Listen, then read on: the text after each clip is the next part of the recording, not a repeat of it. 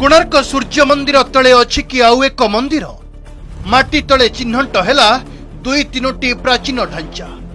GPR सर्वे कहूछि मंदिर पाखरे किछि तो अछि।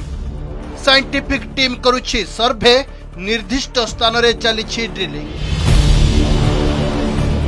ऐतिह्यर एंतुड़ीशाल कोणार्कर सूर्य मंदिर तले अछि कि आउ किछि पुरातन कीर्तिराजी पार्श्वरे पोती होई जाइछि कि आउ किछि मंदिर। कारण हैदराबाद स्थित नेशनल जियोफिजिकल संस्था करुछि जीपीआर सर्वे। रिसर्च इंस्टीट्यूट द्वारा सूर्य मंदिर चतुर्पार्श्वरे ग्राउंड पेनेट्रेटिंग रैडर बा रेडियो वेव द्वारा 15 मीटर भूतल को स्कानिंग करा जाउछि। सूर्य मंदिर चतुर्पार्श्वरे थिबा बाली स्तूप तले कोनोसी प्राचीन ऐतिह्य अछि कि नाही ताहा जानिबा पई लगातार मंदिरर 100 फुट रे 100 फुट मध्य एक सर्वे करा जाइछि।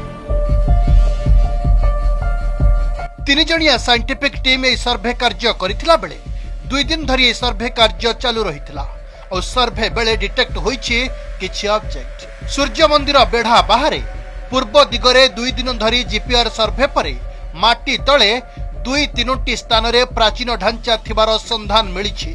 परे निर्दिष्ट एक स्थान रे एएसआई पक्षरु अगर मेसिन साहाय्य रे चलिछि ड्रिलिंग। आ ए नै कोन कहउचंती एएसआई सुपरिटेंडेंट और भूतत्वविद शुणी नियंतु।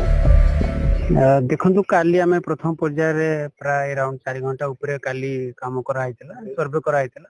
बाकी आमे नॉर्थ वेस्टर्न पार्ट जोटा अछि हमरो मेन टेंपल रो कॉम्प्लेक्स रो बाहरटा को करा होछि, बाहर पटटा को करा होछि एक्चुअली जीपीआर सर्वे।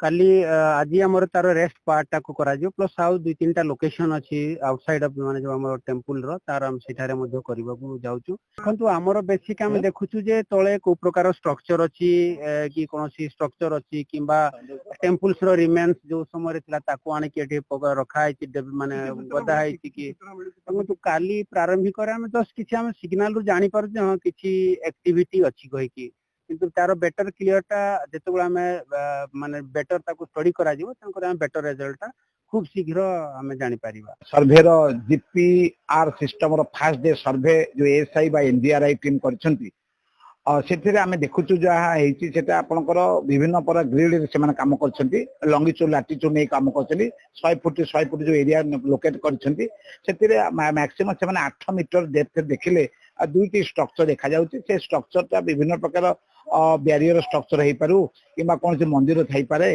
किबा कोन से प्रकार जदी एंशिएंट वॉल थाई पारे बा बिरुडी वॉल थाई पारे सेटा खाली देखिछंती। एवं से पूरा पूरी जदी मंदिर चारिपट जो periphery of the sun temple जदी देखिबे ताले एगुरा को आपनकर मेन को एटा बेसी डेप्थ जाई परिबोनी। आमे बारंबार काली कहिछु 15 मीटर पर्यंत जाई पारे। आंकर जेति जो कैपेसिटी जो देइछंती 200 मेगाहर्ट्ज कैपेसिटी जदी बढ़ी पारंती जे आउडी केते डेप्थ को जाई पारे एटा शैलो डेप्थ पर्यंत हे पारे। रैडर सिस्टम रो काम होची शैलो डेप्थ बा रेडियो वेव रो काम होची मैक्सिमम से जाई पारे 100 फुट पर्यंत जाई परिबो। तेनु काली जो मेसिन से पकैछंती जो जीपीआर मेसिन जो कोचे ग्राउंड पेनेट्रेटिंग रैडर सिस्टम जो रेडियो वेव पकैछंती ए जो दुईटी जो इमेज इंटरप्रिटेशन करा हिची ताकू तो निश्चय रूप से माने भलो बारे इंटरप्रेट करबे 3 डायमेंशनल कंडीशन देखिबे।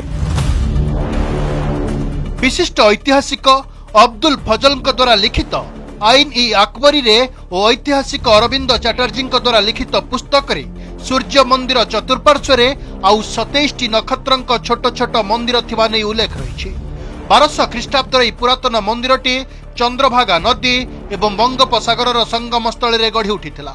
एहार बेढ़ार दैर्घ्य और प्रस्थ यथाक्रमे 857 फुट और 540 फुट।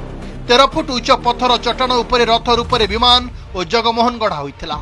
सिबेई सामंतरांक तत्वावधान रे मंदिर गढ़ा होइतिबा बेले अनेक ऐतिह्य लुचि थाई पारे बोली अनुमान करा जाउथिला। आ एबे एही आशंका को आहुरी बढ़ाई दैछि जीपीआर सर्वे। कोणार्करू संजय पतिंक रिपोर्ट, ओडिशा रिपोर्टर।